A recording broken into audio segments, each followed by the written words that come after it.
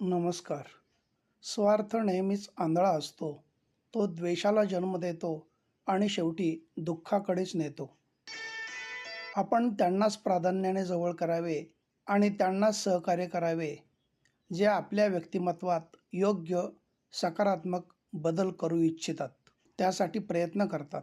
ते रस्त्यावर सापाचे खेळ करणारे चमत्कारी गारुडी नसावेत.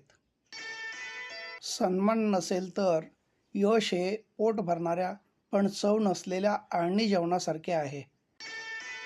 सगळेच आपल्यासाठी टाळ्या वाजवणार नाहीत, तर काहीजण आपल्याकडे बोटही दाखवतील. तेही स्वीकारावं लागतं. छाता और दिमाग में यही साम्य है कि दोनों ही खुलने पर काम करते हैं. जब दोनों बंद हो तब बोझ लगते हैं. Forgiveness is the fragrance that the violet sheds on the heel that has crushed it. धन्यवाद.